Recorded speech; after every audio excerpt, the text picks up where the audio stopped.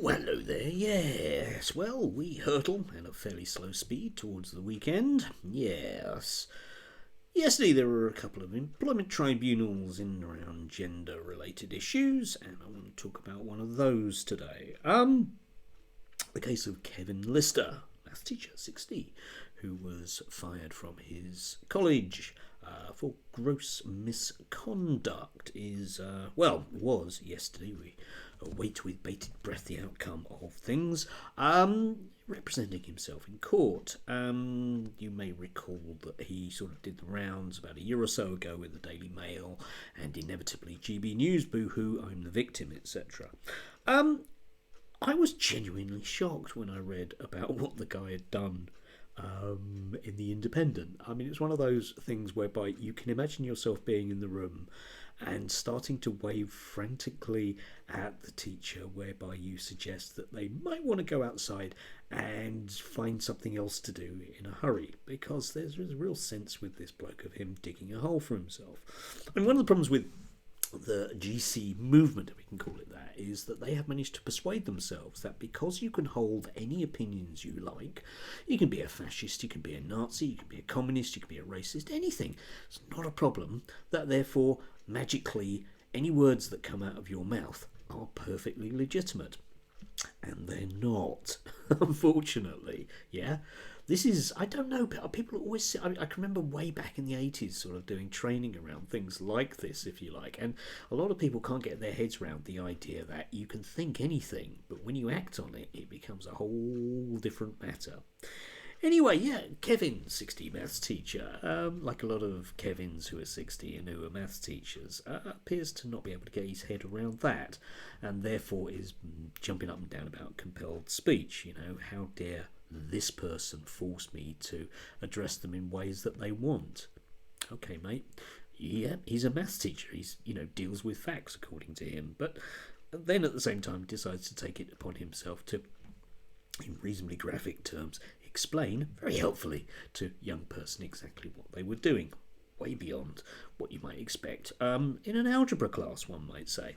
Yeah, and you do reach that point, being a teacher, whereby you've been ground down over the years. I mean, I've done teaching for 20 years, and I can recognise it in myself, and I can certainly see it in others, whereby you don't want to do this stuff anymore. It's hard work putting the time in to gently explain to young people about things, and you just don't want to do it anymore, so you cut through it. And very often, sometimes this is when teachers start battering kids, basically, and it's also when they start becoming quite abusive to kids because they just don't have the pot of energy left to do that anymore. I'm lucky enough in the job that I do that I can regulate the hours that I do very much, and I don't have to be in front of kids all day long without a break. I'm too old to do that on a blunt level, and it's taken too much of a toll on my life to work with the kids that I have done for 20 years, a lot of whom have been quite hard work, one might say. But anyway, back to Kevin. You do notice sort of certain types with teachers, and I could be rude about whole groups of teachers, and obviously I'd be really generalising. English teachers, for example, always seem to have bad relationships, and if there's a group of teachers that are ever going to run off sexually with a pupil, it's an English teacher. Geography teachers, to a man jack of them, usually males. The females are okay, but the blokes are just absolute gits. Just the ones that I've met anyway. And maths teachers are just always a void. Some of them are autistic, like you get some autistic science teachers, but they're just generally a void. They are people that have no real deep understanding of the world at any level at all, which is, why they teach maths, because it's a nice blank sheet of paper and you can put black things on it and everything makes sense.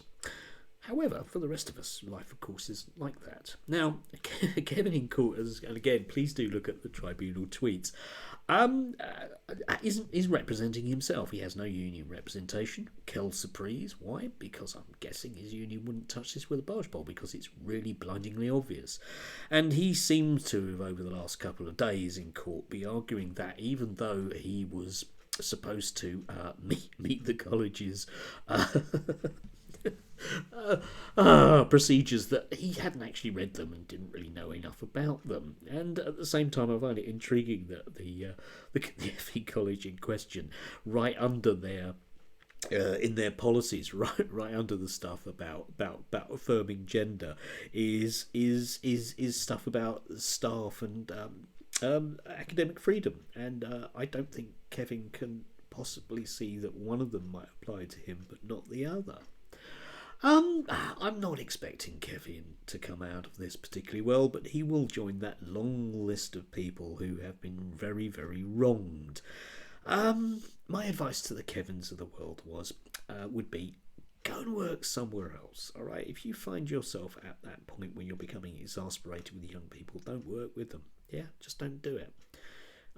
You won't make them or you any happier, and simply treading water to try and get through to some form of retirement probably just isn't worth it. Yeah, you need to show basically a level of respect to young people, and if you're losing respect for them, walk away.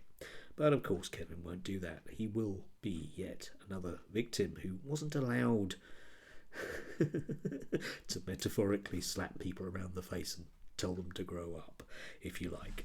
Anyway, I will feedback inevitably on this particular one, but yeah, dear God, there are times when you go into classrooms and you do metaphorically have to drag the teacher away because you can see exactly where they're going with something.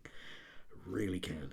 20 years of working with autistic kids has really taught me that one. There are people out there that just cannot see the train coming down the tracks.